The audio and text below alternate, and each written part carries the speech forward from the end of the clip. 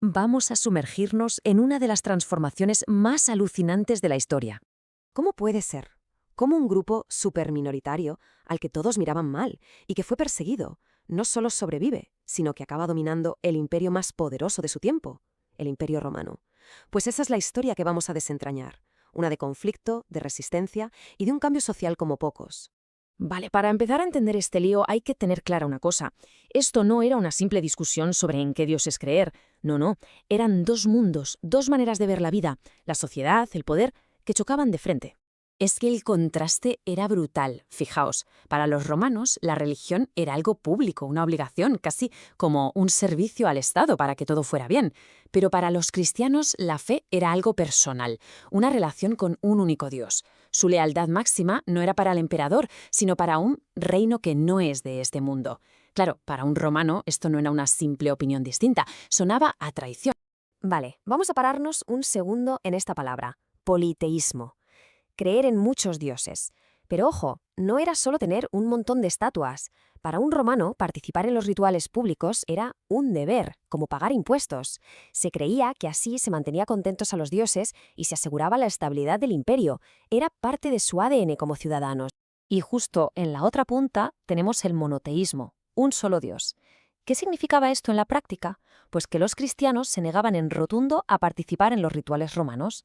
Y claro, las autoridades no lo veían como una elección religiosa personal, lo veían como un desafío político, como darle la espalda al sistema que lo unía todo.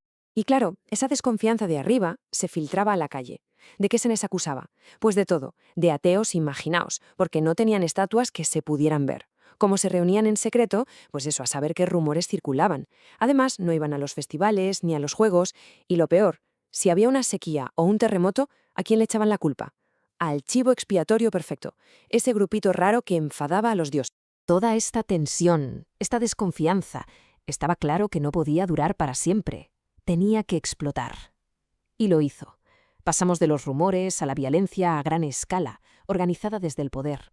El momento que lo cambió todo fue una catástrofe brutal, el gran incendio de Roma en el año 64. La ciudad ardió durante días y la gente, claro, estaba desesperada, furiosa y necesitaba un culpable. Y resulta que muchos rumores apuntaban al propio emperador, a Nerón.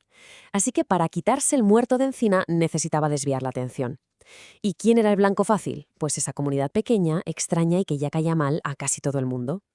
Esto fue la chispa que encendió la primera gran persecución. Hubo arrestos masivos y ejecuciones públicas terriblemente crueles. Pero entonces pasó algo que nadie, absolutamente nadie, esperaba. En vez de aplastar el movimiento, tanta brutalidad provocó el efecto contrario. Ver a gente normal y corriente enfrentarse a la muerte con esa calma, esa convicción, hizo que muchos se preguntaran, ¿pero qué es esta fe que les da tanta fuerza? Como dijo un escritor de la época, Tertuliano, la sangre de los mártires es la semilla de nuevos cristianos. O sea que cada ejecución, en vez de restar, parecía sumar. Lo que nos lleva a la pregunta del millón. ¿Vale? ¿Les perseguían? Pero ¿cómo demonios consiguieron no solo sobrevivir, sino encima crecer? La clave no estaba en las armas, desde luego, sino en su organización interna. Era su gran superpoder. Tenían una estructura que para la época era increíblemente moderna y eficaz. Cada comunidad local tenía sus propios líderes que lo organizaban todo. Pero lo más importante era la solidaridad. Crearon verdaderas redes de apoyo para cuidar de los más necesitados, pobres, viudas, enfermos, cosas que el Estado romano simplemente no hacía. Esto les daba un sentido de pertenencia brutal. Y además estaban conectados entre sí por todo el imperio. Se escribían cartas, compartían noticias. Vamos, que eran como una red social súper unida y clandestina. Y para entender de verdad cómo pensaban, hay que conocer una palabra clave: mártir. Viene del griego y significa testigo. Para ellos, morir por sus creencias no era un fracaso, era todo lo contrario. Era el testimonio definitivo, un triunfo espiritual. Y las historias de los mártires, claro, corrían de boca en boca, inspirando a todos los demás. Ah, y un apunte para desmontar un mito de película. Las catacumbas. Siempre nos las imaginamos como escondites secretos donde vivían. Pues no. En realidad eran cementerios. La ley romana no permitía enterrar a los muertos en la ciudad, así que crearon estos túneles subterráneos. Sí que los usaban para sus ceremonias funerarias en privado, pero no vivían allí. Pero bueno, aunque eran increíblemente resistentes, el imperio no iba a tirar la toalla. De hecho, los ataques se volvieron mucho más duros y organizados. Se preparaba la ofensiva final, el intento definitivo para acabar con el cristianismo de una vez por todas. Y aquí la cosa se pone seria de verdad. Hacia el año 250, el emperador Decio sube la apuesta. Lanza la primera persecución que afecta a todo el imperio. Ya no son cosas locales. Saca una ley que obliga a cada persona, en cada rincón del imperio, a hacer un sacrificio a los dioses romanos. Y tenías que conseguir un papelito, un certificado, para demostrarlo. Si te negabas, la pena era la muerte. Así de simple. Y cuando parecía que no podía ir a peor, llegó la gran persecución del emperador Diocleciano, a principios del siglo IV. Esto ya fue un intento de demolición total.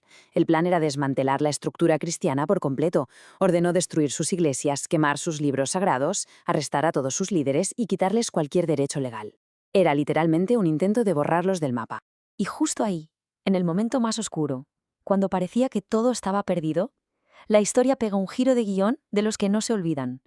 Uno de los más espectaculares que existen. Para entender lo que va a pasar ahora, necesitamos una palabra. Edicto. Es muy fácil. Un edicto era una ley oficial que proclamaba el emperador y tenía efecto inmediato en todas partes. Vamos, que con un solo edicto, las reglas del juego podían cambiar de la noche a la mañana. Y eso, exactamente eso, es lo que pasó. Fijaos bien en las fechas, porque es alucinante la velocidad. Año 313. Edicto de Milán. El emperador Constantino dice, se acabaron las persecuciones, hay libertad religiosa para todo el mundo. De un día para otro, ser cristiano deja de ser un crimen. Pero esperad, que hay más. Menos de 70 años después, en el 380, llega el Edicto de Tesalónica, y este va mucho más lejos. El cristianismo se convierte en la única religión oficial del imperio. Es que es increíble. En lo que dura una vida, pasaron de ser los más buscados a estar en el poder. El impacto de todo esto fue brutal y llega hasta hoy, aunque no nos demos cuenta. Por ejemplo, nuestro calendario se basa en este periodo. La idea de que tiene que haber hospitales para cuidar de los enfermos o la caridad tiene sus raíces aquí. Muchísima cultura antigua, textos de filosofía y ciencia de Grecia y Roma se salvaron porque se copiaron y guardaron en los monasterios. Incluso ideas tan básicas para nosotros como que cada persona tiene una dignidad especial se vieron reforzadas por este cambio. Se puede decir que el mundo occidental en el que vivimos empezó a tomar forma en esta transición. Al final, toda esta historia, la de cómo una creencia transformó por completo al imperio más poderoso del planeta, nos deja con una pregunta en el aire. Nos hace pensar que otras ideas, ya sea en el pasado o incluso hoy mismo, tienen ese poder, esa fuerza para cambiar una sociedad de arriba a abajo.